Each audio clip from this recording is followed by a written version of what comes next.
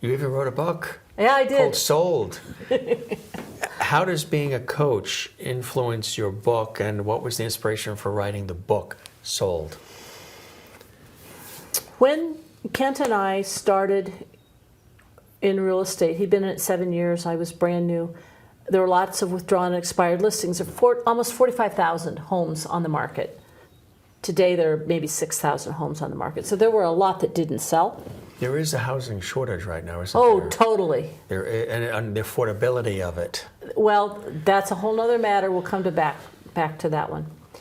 So we had lots and lots of homes for sale. We sold homes that weren't able to sell.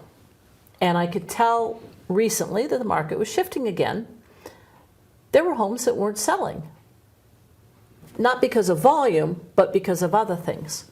And I thought, if I could just put this together and say, here you go, Jim, take a look at this. Maybe you're an autodidact. Maybe you're the kind of person who teaches yourself and you don't want to hear from somebody, not some talking head, right? But a book might be easier for you to digest, and you can go look and see what might be useful. Instead of it being the How to Dummies book, where it tells you what to do and how to do it, I ask questions. I'm a coach. I ask questions because the questions get your brain thinking along certain lines, because your innate capacity to know your area will fill in the other pieces that I wouldn't know to fill in, but you do. You know what really needs to be fixed in your house better than I do, right? And so if I ask the questions, you'll be able to get the answers. And it's a book about the parts you need to do to sell a home efficiently and effectively. It's about price, exposure, and making sure that you have the conditions ready for the house. Did you have a reader in mind? Was it specifically written for a specific Three kinds of person? readers. Three kinds of readers. Three kinds of readers. The first kind of reader was the person whose home didn't sell the first time, because at that point you're angry, you're frustrated, It's holding you up from what you wanted to do, and it's got to be that person's fault. It's usually not that person's fault. It's usually something a little more complex. So that's the first. The second, we have a lot of folks who bought homes, especially in 2020. They moved to Colorado and lifestyles have changed. Either they've had kids or they've got a new job, or they really would like to be more here or there. So it's time to sell, and they don't know how to do it. They haven't. So this will give them groundwork. These folks don't want to be sold. They don't want to be told this is what to do.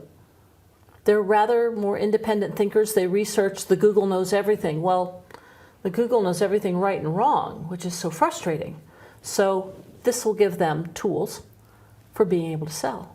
And then the third is for realtors who are learning.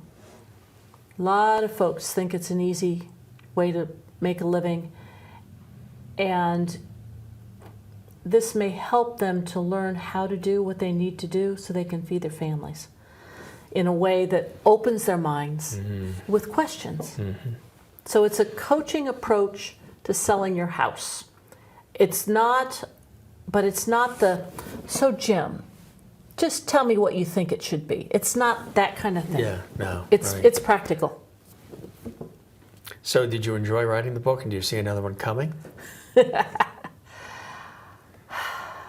Parts and pieces of it had been written over the years. I was going to say, was it a process of time? I had these kinds of things that I had put together, and I had some other things I'd put together. And I put those together and made a whole with it. The editing process is never fun. But is the editing process ever fun? I'm sorry. That's like English. Editing is not easy, right? Exactly. No, but I will probably be putting some more things together. I'm not sure where I'm going to go next.